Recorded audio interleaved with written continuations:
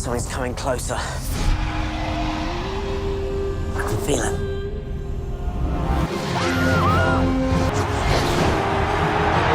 फिर से स्वागत करता हूं मैं आप सभी का स्टेक ऑफ मूवीज़ में। आज मैं आप सभी के लिए लेके आया हूं हैरी पॉटर की तरह ही कुछ फैंटेसी मैजिक मूवीज़। अगर आप मेरे डिसेप्शन और इल्यूजन वाले मैजिक मूवी को नहीं देखे हैं तो आप इस आई बटन को क्लिक करके उस वीडियो को भी देख लीजिए और उसका लिंक आपको डिस्क्रिप्शन में भी मिल जाएगा। और जल्दी से मेरे चैनल को सब्सक्राइब कर लीजिए। तो चलिए शुरू करते हैं आज का ये वीडियो। 15 नंबर पे आता है नैनी मैकपी फिल्म सीरीज। सेड्रिक के 7 शरारती बच्चे थे और उसकी बीवी की भी मौत हो चुकी थी। इन बच्चों को संभाल पाना किसी के भी बस की बात नहीं था, क्योंकि जो भी इनके घर आता था ये उन्हें परेशान करके वहाँ से भगा देते थे। फिर सेड्रिक की मदद के लिए वहाँ पे एक दिन नैनी मैकपी आती है और उन बच्चों को सही रास्ते पे लाती है। इसका दूसरा पार्ट आया था 2010 में। इस मूवी में इसाबेल के 3 बच्चे थे और उसका पति वर्ल्ड वार 2 में लड़ने के लिए गया हुआ था, इसलिए इसाबेल को अकेले ही घर संभालना पड़ता था। फिर कुछ दिनों के बाद उसके भाई के 2 बच्चे भी वहाँ रहने के लिए आ जाते हैं और ये 5 बच्चे मिलकर बहुत शरारत करने लगते हैं और इन सभी को संभाल पाना इसाबेल की बस की बात नहीं था। फिर वहाँ पे नैनी मैकफी आ जाती है और इन बच्चों को एक सबक देती है। 14 नंबर पे आता है इनटू द वुड्स। चोरी करने की वजह से बेकर के पिता को एक श्राप मिला था कि उसके घर में किसी के भी बच्चे नहीं होंगे, और इस चोरी को ना रोक पाने की वजह से वो अपने बेटी को भी एक श्राप देती है कि वो भी एक बदसूरत जादूगरनी बन जाए। एक काढ़े की मदद से अपने आप को उस श्राप से मुक्त किया जा सकता है। वो काढ़ा बनाने के लिए जरूरी था एक सफेद गाय, कुछ पीले बाल, एक लाल केप और एक सुनहरा स्लीपर। फिर बेकर और उसकी पत्नी श्राप से मुक्त होने के लिए इन चीजों की खोज में निकल पड़ते हैं। 13 नंबर पे आता है पर्सी जैक्सन फिल्म सीरीज। इसका पहला पार्ट आया था 2010 में। इस मूवी में कोई जीउस के लाइटनिंग बोल्ट को चुरा लेता है और इस चोरी का इल्जाम पोसाइडन और सेली के बेटे पर्सी जैक्सन के ऊपर लगा दिया जाता है। अगर उस लाइटनिंग बोल्ट को जल्दी से ढूंढा नहीं गया तो उनके बीच एक लड़ाई होगा। फिर उस लड़ाई को रोकने के लिए पर्सी जैक्सन और उसके कुछ डेमिगॉड दोस्त उस लाइटनिंग बोल्ट के खोज में निकल पड़ते हैं। इसका दूसरा पार्ट आया था 2013 में। हाफ ब्लड कैंप में थलिया के पेड़ के ऊपर अटैक हो जाता है, जो कि हाफ ब्लड कैंप को प्रोटेक्ट करता था। उस पेड़ को फिर से ठीक करने के लिए उन्हें एक गोल्डन फ्लीस की जरूरत थी, जो कि किसी भी चीज को ठीक कर सकता है। फिर गोल्डन फ्लीस को लाने के लिए पर्सी जैक्सन और उसके दोस्त सी ऑफ मॉन्स्टर में जाते हैं और वहाँ इसका तलाश करते हैं। 12 नंबर पे है मेलेफिसेंट फिल्म सीरीज। इसका पहला पार्ट आया था 2014 में। मेलेफिसेंट एक अच्छी परी थी, लेकिन कुछ लोग उसे डरते थे और उसे नफरत करते थे। एक दिन ये स्टीफन से मिलता है और ये दोनों एक दूसरे को पसंद करने लगते हैं। लेकिन जब ये बड़े होते हैं, एक दिन स्टीफन धोखे से मेलेफिसेंट का पंख काट देता है और उस साम्राज्य का राजा बन जाता है। फिर स्टीफन से बदला लेने के लिए मेलेफिसेंट उसकी बेटी को एक श्राप दे देती है। फिर मेलेफिसेंट को मारने के लिए स्टीफन उसके पीछे पागलों की तरह पड़ जाता है। इसका दूसरा पार्ट आया था 2019 में। प्रिंसेस अरोरा को अपने पड़ोसी मुल्क के प्रिंस फिलिप से प्यार हो चुका था। ये दोनों शादी करना चाहते थे, लेकिन मेलेफिसेंट इस प्रस्ताव के खिलाफ थी, क्योंकि मेलेफिसेंट को अपने पड़ोसी मुल्क के ऊपर शक होने लगा था। लेकिन अरोरा मेलेफिसेंट को गलत साबित करने की कोशिश करती है और मेलेफिसेंट अरोरा को सच से आगाह करना चाहती है। 11 नंबर पे आता है chronicles of Narnia film series.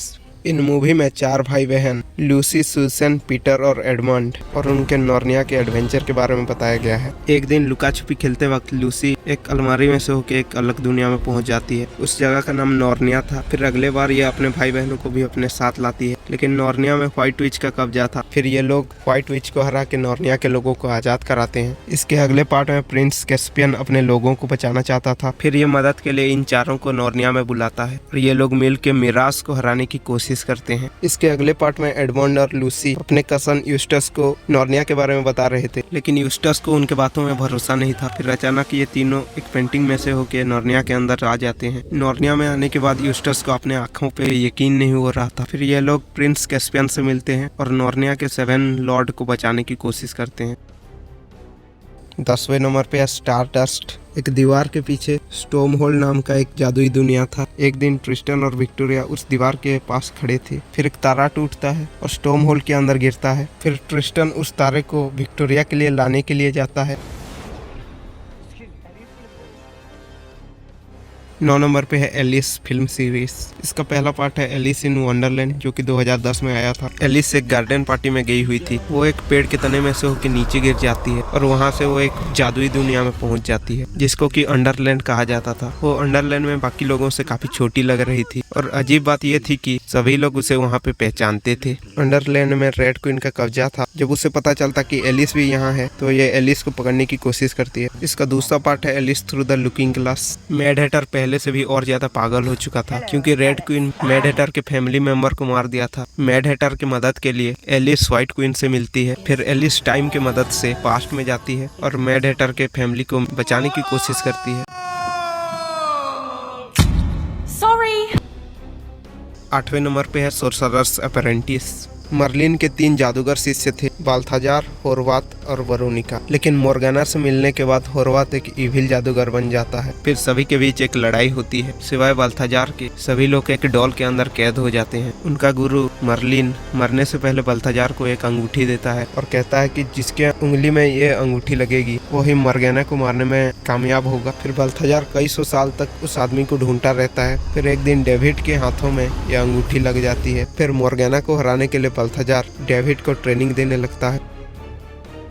7वें number पे है ब्रिज टू टेराबीथिया। लेस्ली एक अमीर घराने की लड़की थी और जेस एक गरीब घर में पैदा हुआ था। ये एक दिन एक पेड़ में झूला झूल रहे थे और ये गलती से नहर के दूसरे पार में चले जाते हैं। फिर वहाँ पे उन्हें एक ट्री हाउस मिलता है। फिर वहाँ पे जाने के बाद वो एक जादुई दुनिया में पहुँच जाते हैं, जिनको कि वो नाम दिए थे टेराबीथिया। ये लोग वहाँ पे रोजाना आया करते थे और ये लोग उस जगह का शासक भी बन जाते हैं। 6ठे नंबर पे आता है द स्पाइडरविक क्रॉनिकल्स। आर्थर स्पाइडरविक ने एक किताब लिखा था जिसमें कि जादुई परी और जानवरों के बारे में बताया गया था। फिर 8 साल बाद वहाँ पे एक फैमिली रहने के लिए आता है। जेराड को वो किताब मिल जाता है और ये गलती से उस किताब को खोल देता है और सभी क्रिएचर्स को उस किताब में से आजाद कर देता है। वो इस किताब के बारे में अपने घर के सभी लोगों को बताता है, लेकिन कोई भी उसके बातों में यकीन नहीं करता है। लेकिन अगले दिन वहाँ पे बहुत से अजीब से घटनाएं होने लगती है और ये तीनों भाई बहन मिल के इस चीज को फिर से ठीक करने की कोशिश करते हैं। 5वें नंबर पे आता है ओस the great and powerful. Oscar एक स्टेज मैजिशियन था, यानी कि ये एक सर्कस में काम करता था और अपने डिसेप्शन टेक्निक से ये लोगों को एंटरटेन करता था। ये एक दिन सर्कस से बच के भाग निकल रहा था। उस बीच ये एक टोर्नेडो के अंदर फंस जाता है और वहाँ से ये ओज की दुनिया में पहुँच जाता है। वहाँ पे ये थियोड्रा से मिलता है, जो कि सोच रही थी ये वहाँ पे उसकी मदद के लिए आया है। ये ऑस्कर को एक असली जादूगर समझ रही थी, जो कि शैतान जादूगरनी को हराएगा, लेकिन ऑस्कर तो बस एक डिसेप्शन स्पेशलिस्ट था। फिर आगे की कहानी आपको मूवी देखने के बाद ही पता चलेगा। 4थे नंबर पे है इंक हार्ट। इस मूवी में मो नाम के एक ऐसे आदमी के बारे में बताया गया है जो अगर किसी किताब को पढ़ता है तो उस किताब के कुछ कैरेक्टर असली दुनिया में आ जाते हैं और असली दुनिया के कुछ लोग उस किताब के अंदर चले जाते हैं। एक बार ये अपने बेटी को इंक हार्ट नाम की किताब से एक कहानी सुना रहा था तो कुछ लोग उस किताब से बाहर आ जाते हैं और उसकी बीवी उस किताब के अंदर चली जाती है। ये अपने बीवी को वापस लाने की कोशिश करता है, लेकिन इस प्रोसेस को रिवर्स कैसे करना है उसे मालूम नहीं था। फिर कई साल बाद इसे अपने बीवी के एक मिस्ट्री के बारे में पता चलता है। इस मूवी में आपको इंक हार्ट के अलावा अली बाबा 40 चोर और विजार्ड ऑफ द ओज के कैरेक्टर्स भी देखने को मिलेंगे। 3रे नंबर पे आता है Miss Peregrine's home for peculiar children. Peculiar का मतलब होता है अनोखे या फिर असाधारण।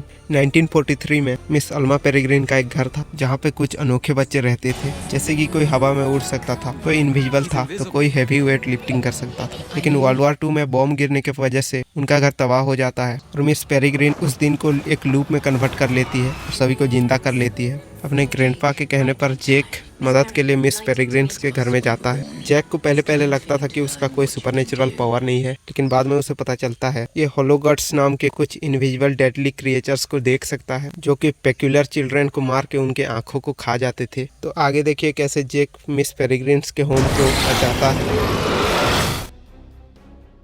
2रे नंबर पे फैंटास्टिक बीस्ट फिल्म सीरीज।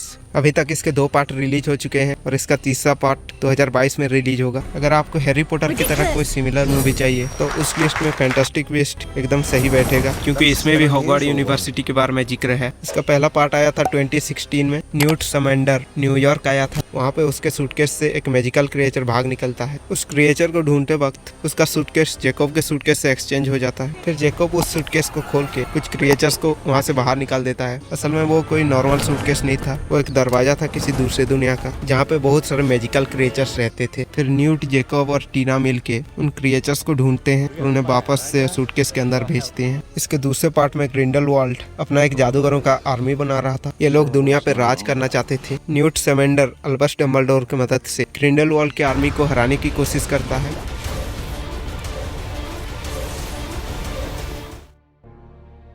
मैं पहले नंबर पे रखा हूँ हैरी पॉटर फिल्म सीरीज को। इस सीरीज में 8 मूवीज हैं।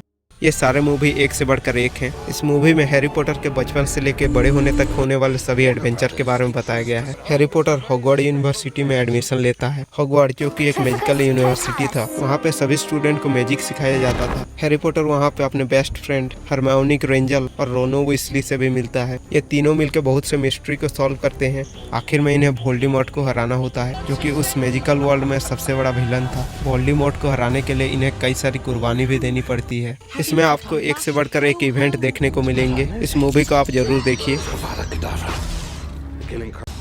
मेरे इस लिस्ट में काफ़ी सारे मूवी छूट गए हैं, तो मैं ज़रूर इसका दूसरा पार्ट भी लेके आऊँगा। फिर मिलते हैं अगले वीडियो में।